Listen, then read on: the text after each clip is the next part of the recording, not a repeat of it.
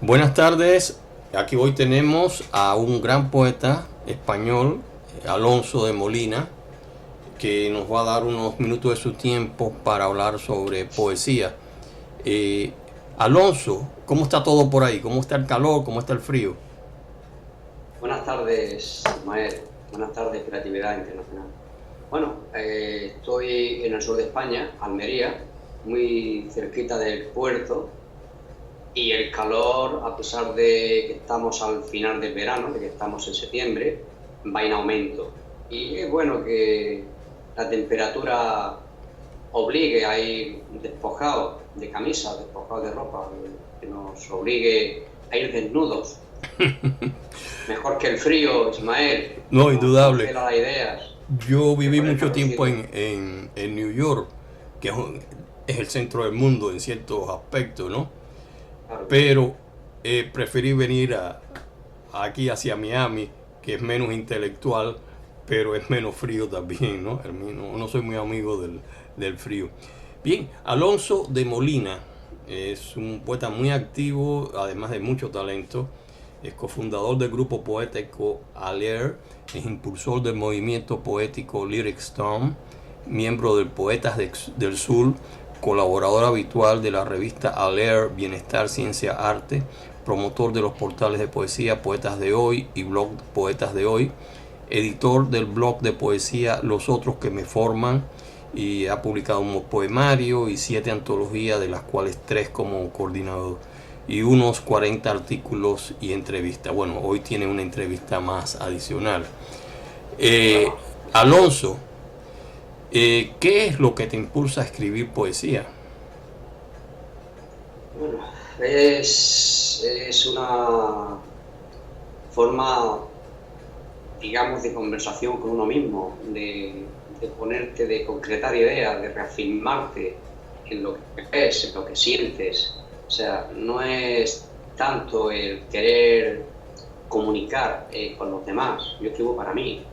Pero es cierto que te da muchísima satisfacción cuando lo que escribes y lo compartes, lo lee gente que de alguna forma se ven reflejados también en el escrito. Luego te hace sentir que no estás tan solo como piensas que estás. Alguien, muchísima gente, comparte tus inquietudes, comparte las sensaciones que la vida te va aportando. Sí, eso es uno de los recompensas que tiene la poesía, y por eso hay tantos poetas. Lo que no todos logran hacer una verdadera poesía, sentir la poesía en toda su extensión. Alonso es uno de esos poetas que logran llegar más allá de los bordes primarios de la poesía.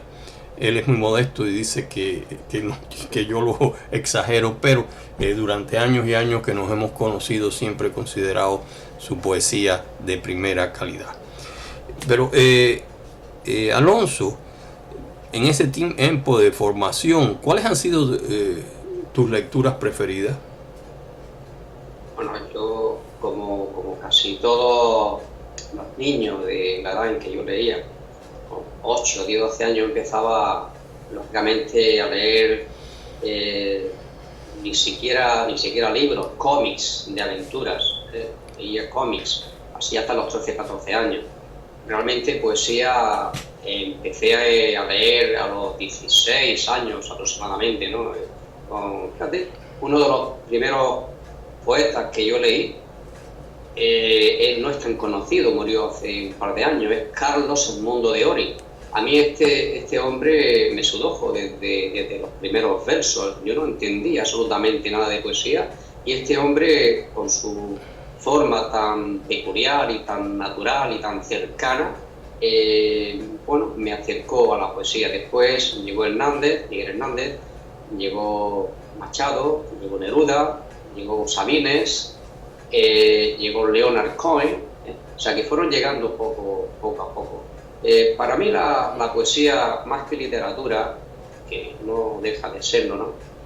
Pero para mí la poesía es más un mestizaje entre la literatura y el sentir del hombre como ser humano, ¿no? Y además es una forma de transmisión, ¿no? A través de algo tan sencillo, tan natural y tan al alcance de todos como es la palabra. De alguna forma, la literatura se estudia, la poesía creo que es congénita, se es o no se es poeta. Mira, decía Gloria Fuertes, una reconocida poeta española, que se puede ser poeta sin escribir un solo verso y escribir versos sin ser poeta. ¿Qué quiero decir? Que la poesía es una actitud más que una aptitud, una actitud con C más que una aptitud con P. No sé si me he explicado. Sí, te entendí. Indudablemente es una actitud, aunque muchos quisieran tener las aptitudes. Las aptitudes. Tú sabes que ahora que estabas hablando de tu comienzo entre los cómics, y tú sabes que yo también de pequeño, cuando empecé a acercarme bueno, antes de la literatura, a la lectura, los cómics, como eran muy baratos, eran 10 centavitos, bueno, en aquella época, estoy hablando hace un montón de años, top secret, la cantidad de años. Entonces, los cómics eran muy baratos. Y lo otro que era muy barato también eran las novelitas del oeste, de los western. Y también leía un montón, Estefanía y toda esa serie de gente. Marcial, La Fuente, Estefanía. Sí, señor. Entonces, para que venga, empiezas a ver de que no hay que empezar realmente por Shakespeare, sino que por ahí viene la entrada a la lectura, que es lo importante, que después te va llevando a cosas más serias y más complejas. Mafalda. ¿A cuántos niños no ha iniciado Mafalda? Claro, Mafalda es el Capitán América, La Masa, en España el Capitán Trueno, Roberto Alcázar. O sea, que la literatura no tiene por qué empezar, como tú muy bien has dicho, con Shakespeare, si empieza fenomenal, pero si vienes con ese bagaje de los 8, 10, 12 años, más cercano y más próximo y con más facilidad de poder acercar a lo grande de la literatura. Pues sí, porque haces el hábito de la lectura, que eso ha desaparecido mucho porque hoy en día se lee mucho menos cómics, yo ni los encuentro por ahí, y aquellas novelitas del oeste pues han desaparecido. Todo hoy en día, bueno, es mayormente virtual, ¿no? Y los muchachitos con su, es decir, teléfono todo el día metido ahí mirando ahí. El otro día vi una caricatura, ¿no? De que todo el mundo iba en un bus y todo el mundo estaba fotografiando a un señor que iba leyendo un libro de papel, sobre papel, ¿no?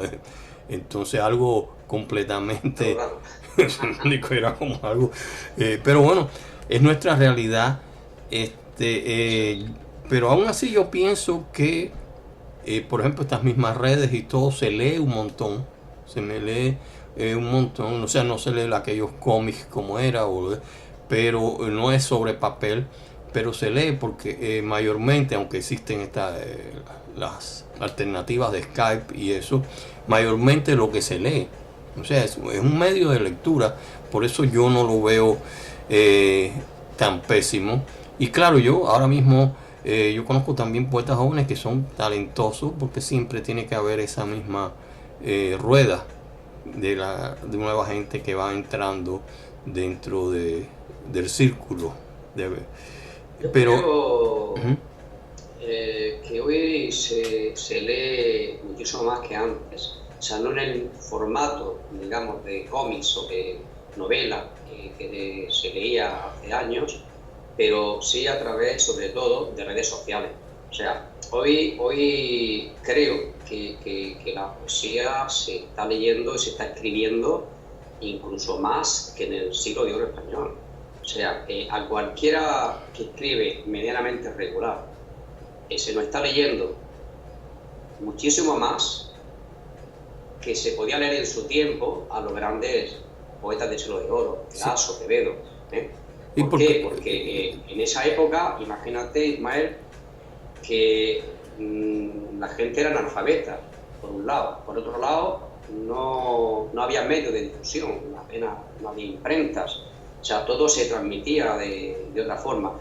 ¿quiénes eran los que escribían? ¿Quiénes podían escribir en esa época del siglo de oro? Pues, la aristocracia, el clérigo, los trovadores, que eran los que iban transmitiendo las noticias de un lugar a otro, y a los trovadores eran prácticamente a los populares, a los que el pueblo llano, el pueblo pues medio analfabeto, sino analfabeto total, pues se sentaba a escucharlo pues como un acontecimiento, ¿no? como una obra de arte, una obra de teatro que les llegaba de alguna manera. Pero hoy yo estoy convencido de que a través de las redes sociales está muy difundida la poesía. Que haya mejor, haya peor poesía, bueno, eso ya la historia lo dirá más adelante, pero que hay muy buenos poetas en la actualidad y bueno, ya de todo. Bueno, también hay una cuestión económica que es muy importante. Yo compraba cómics y compraba los westerns porque eran 10 centavos lo que valían. Hoy en día, bueno, estamos hablando un montón de años, por $1, por $2, tú puedes comprar un libro digital, ¿entiendes? Entonces, o te pueden enviar por email un PDF del libro. O sea, han bajado la cuestión económica que muchas veces impedía comprar un libro. Después que yo empecé a leer un poco más serio, tenía que ir a la biblioteca. Por un lado porque no había mucho en las librerías y yo, por otro lado porque era mucho más barato que los libros siempre de papel. O sea, hay un factor que no podemos verlo negativo, sino positivo. Exactamente, las bibliotecas siempre se han utilizado y se siguen utilizando, ¿no? Porque lógicamente no vas a tener todos los libros, ¿no? La biblioteca siempre depende de la biblioteca, pero normalmente en la biblioteca hay muchísimos libros y bueno, y tanto los estudiantes como gente que le gusta la lectura se puede acercar. Hoy día es más fácil acercarte a tu escritorio y abrir el ordenador y entrar en tantos blogs de literatura, en tantas páginas web y en tanto libro digital, pero la biblioteca sigue ahí, y la biblioteca se sigue utilizando afortunadamente. Y las librerías, a pesar de lo digital, están mejorando las ventas, o sea, la oferta parece que está creando la demanda. O sea, yo suelo comprar los mismos libros que compraba hace años, 4, 5, 6 libros al mes. No compraba más y ahora tampoco compro. Suelo comprar eso, voy a una presentación y compro unos libros, una serie de libros y compro, paso por la calle, un escaparate de un libro que me gusta y lo compro, pero no más de lo que compraba antes, pero tampoco menos. Sí, es muy buen punto ese. Y déjame hacerte una pregunta. ¿Qué piensas que has tenido alguna influencia y cuáles dentro de la literatura? Hombre, es que yo pienso que las personas somos como esponjitas, vamos cogiendo de aquí y de allá. Yo siempre digo que soy omnívoro, o sea, no tengo una referencia concreta. Me gusta Borges, me gusta mucho leerlo. Es una persona todoterreno, puede con todo. Cualquier tema que tú estés buscando lo encuentras con este señor, ¿no?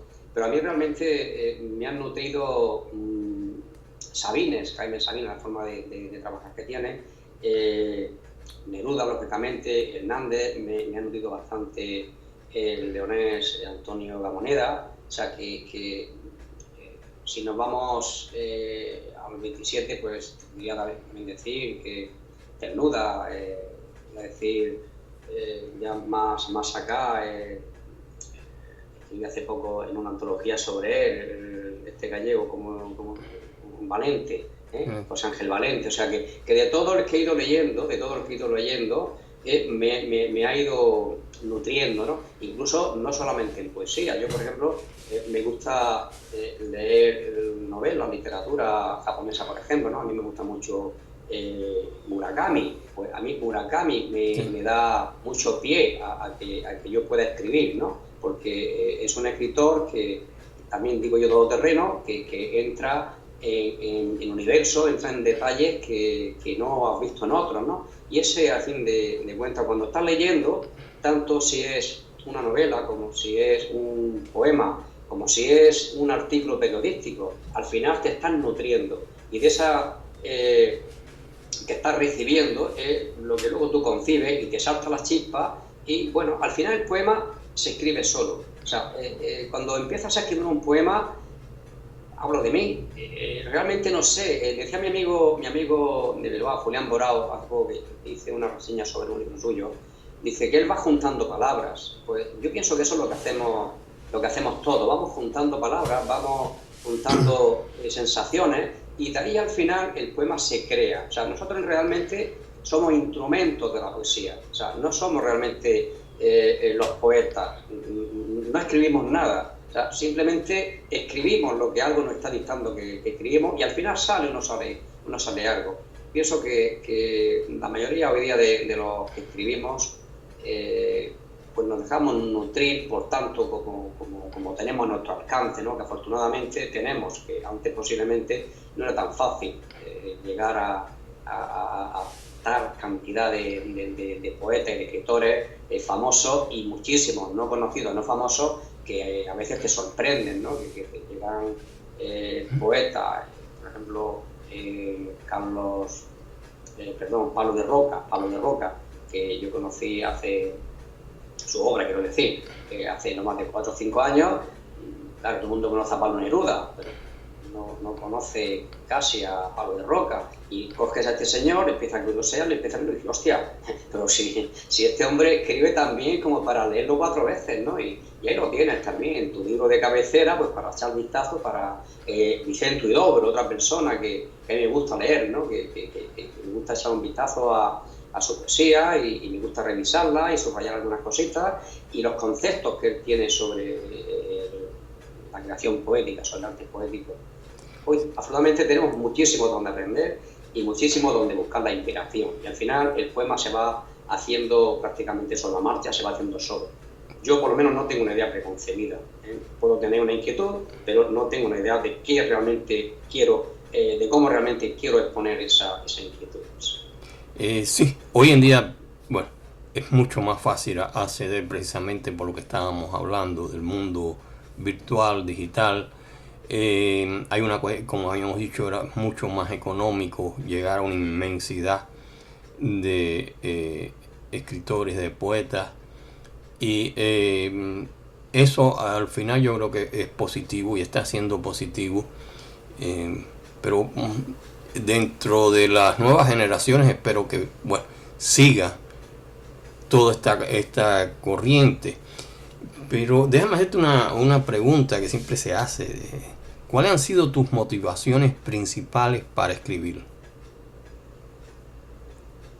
Pues bueno, pues lo que he venido comentando, el conocerte a ti mismo, en sentir por dentro esa inquietud, el corroborar la forma en que tú tienes de ver la vida. El poeta tiene un problema, que tiene una sensibilidad que a veces choca con la gente, porque choca incluso con tus amigos, ¿no? Porque fija en detalles, en el trasfondo de los detalles de las cosas que otros no se fijan. Y bueno, y a veces te exaspera, ¿no? Detalles que otros no notan, tú lo notas en la relación con las personas, en la sociedad en sí, en las injusticias, en temas de índole social, y bueno, eso te llega a un punto en que lo tienes que sacar de una forma, y el único arma que tenemos es escribir, es expresarnos, ¿no? Decía Gabriel Celaya que la poesía es un arma cargada de futuro, y decía que maldigo la poesía concebida como un lujo cultural por los neutrales. O sea, el poeta se tiene que mojar.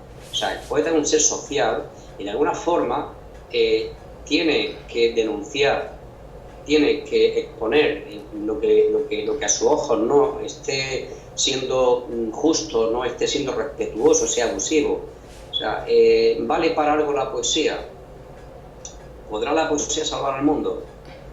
Pues como mínimo que podamos denunciar lo que no estemos conformes, pero no denunciar con armas, ni denunciar con malas palabras, simplemente denunciar con la voz poética, de alguna forma, con una voz que está más tenue, más suave, pero llega seguramente muchísimo más al alma de las personas que las armas o los insultos o las amenazas, ¿no? O sea, pienso que eso es lo que nos hace que busquemos el escribir y el expresarnos, esa sensibilidad que, bueno, que no sabemos por qué, congénito, innato, adquirido, pues no sé, pero ahí la tenemos y no podemos ver algo sin que nos haga una mella por dentro y tenés que de alguna forma sacártelo como si fuera una espina, mientras...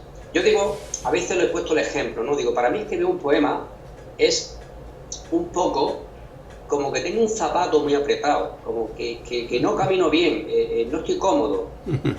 Acabo el poema y es como si me hubiera quitado un zapato y mi pie ya respira tranquilo, no está siendo forzado, no me explico, ¿no? Sí, un símil muy interesante. Lo intentamos. Es muy interesante el símil del zapato. Nunca lo había oído, Alonso. Pero sí, es algo que se necesita sacar. Yo no me considero poeta, pero estoy dentro de la narrativa. La narrativa también tiene su función social. Aunque eso suena mal en algunos aspectos del realismo socialismo, etcétera. Pero lo mismo que la poesía, que llega mucho más al espíritu, como la misma narrativa, tienen sus funciones dentro de la sociedad. Y es hacerla, es decir, ir contra las injusticias. Y esperemos que en estos momentos que tenemos tanta abundancia de comunicación, llegue un momento en que disminuya la violencia que existe alrededor de todo nuestro mundo, que es increíblemente alta. Entonces, la poesía y la narrativa, la literatura en sí, tiene su función dentro de eso, que esperemos que, bueno, tengan cierto éxito por lo menos. Y déjame hacerte una pregunta también que es interesante. ¿Tu rutina diaria tiene alguna relación con tus hábitos poéticos? Pues realmente no. Pasa que uno es poeta dentro y fuera de la oficina, dentro y fuera del trabajo. O sea, tengo una pequeña empresa de proyectos deportivos. He sido profesor de educación física durante mis mismos años, nada que ver con la literatura ni con la poesía, pero es cierto que también con 14 o 15 años pues, me reunía con los amigos y tocábamos la guitarra y teníamos canciones, y en fin, parece como que una cosa te va llevando a la otra. ¿Qué pasa? Que todo el tiempo libre del que se dispone, que no es tanto, yo ando bastante en la carretera también viajando, pues lo aprovecha uno para sacarse esa espinita, para quitarse los zapatos, como decía, y sacarte eso que tienes dentro, ¿no? Y querer dejarlo en algún sitio que luego podrás o no poder compartir con los demás. O sea, mi trabajo no tiene absolutamente nada que ver con la poesía, pero es cierto que cada vez dedico más tiempo a la poesía que a mi trabajo. Bueno, sí.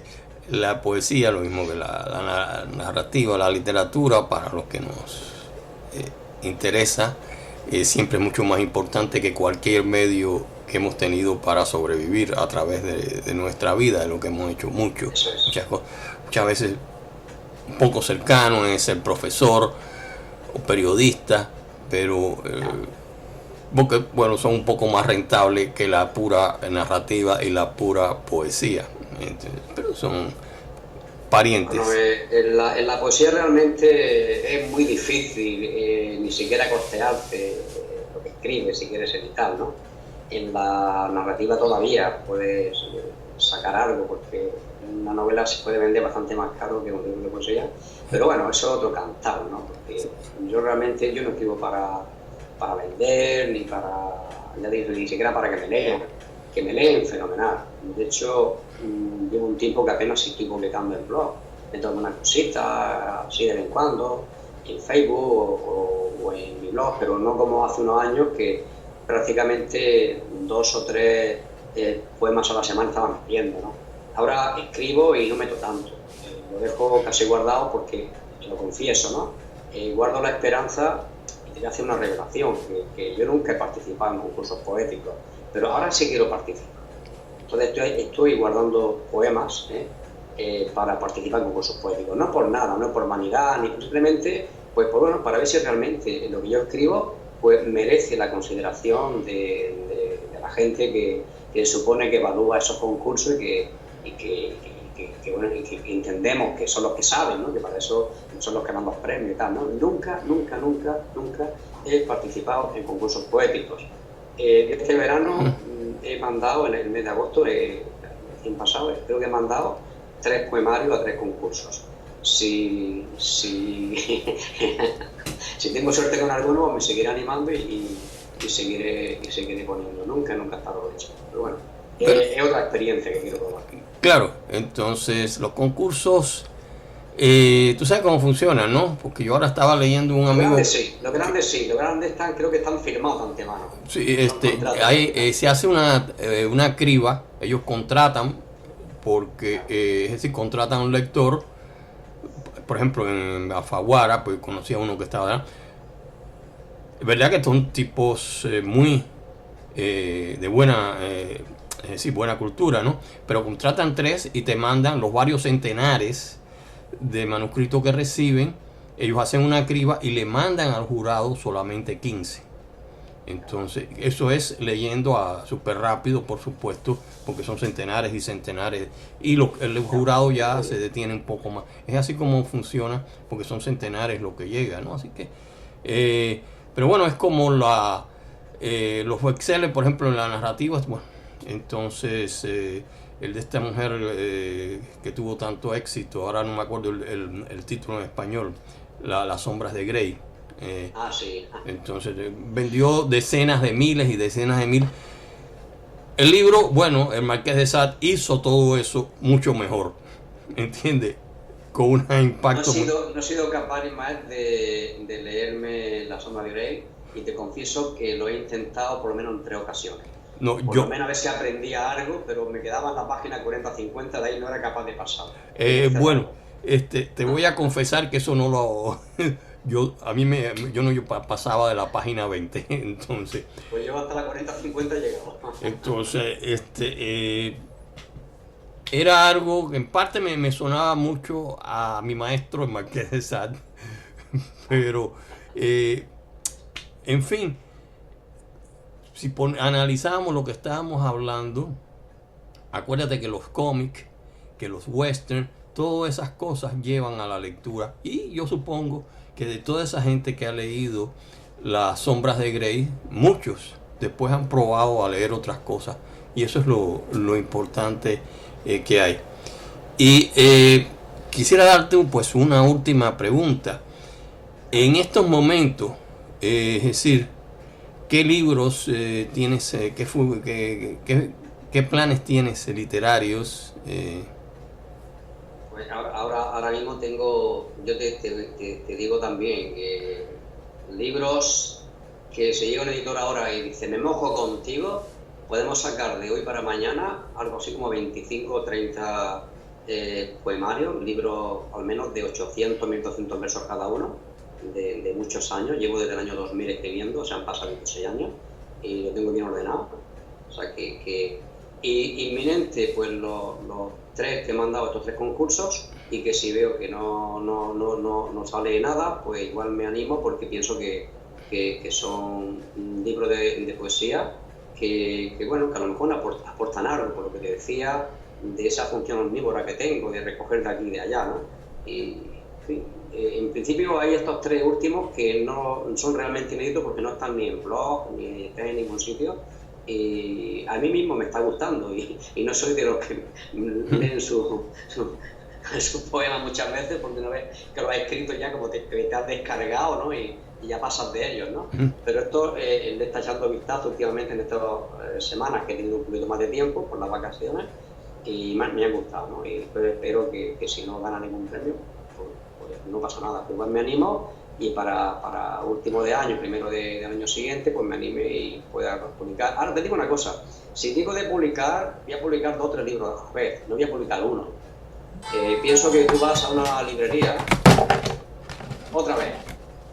Sí. Si tú vas a una librería y entras en la sección de poesía, que siempre es muy exigua, pero bien, y te encuentras que están los clásicos y que de los poetas nuevos hay un librito, otro librito, pues no le va a hacer mucho caso. Pero si ves que de uno de esos libros de poesía te encuentras 3 del mismo autor, dices, anda, este tiene que ser bueno, por ejemplo, ¿no? Y bueno, ya un poquito de estrategia, por decirlo de alguna forma, de estrategia comercial, ¿no? Ya que lo haces, pues que por lo menos que llegue al alcance de mayor número de personas y, por supuesto, pues que financien, ¿no? Que no va a ganar dinero, pero por lo menos que financie el proyecto, ¿no? Yo de publicaría 3 de golpe, y luego ya, pues, a partir de ahí, nuevas cosas, iría incrementando uno cada 5 o 6 meses. Yo ahora mismo tengo como 30 para poder imprimir. Wow. Es una noticia impresionable. Bueno, Alonso, ha sido un gran placer hablar contigo. Ahora me sonó el teléfono en el momento que estaba mejor la cosa. Me viene a sonar. Son las cosas que tenemos de los celulares. Cosas del directo. Tenemos, bueno, es nuestro mundo moderno en que vivimos, ¿no? Entonces, esperamos cuando comiences a publicar, pues hacerte otra entrevista y estoy seguro que vas a tener grandes éxitos. Tú tienes tus admiradores, y tú sabes que yo soy uno de ellos. Y acuérdate, bueno, yo llevo muchos años en esto. ¿Cuántos años? Ya no lo digo, ni lo digo. Oye, cuando vengas para España, dame un toquecito y nos vemos. Bueno, vamos a ver, tú sabes, yo generalmente... Ya va siendo hora. Me quedo en la parte de Madrid, te digo que... de Madrid tengo 6 horas de coche, tampoco tengo wow. tanto. Puedo ponerse. Entonces, pues vamos a ver si nos vemos y esperamos entonces volverte a estar en contacto. Muy buenas tardes.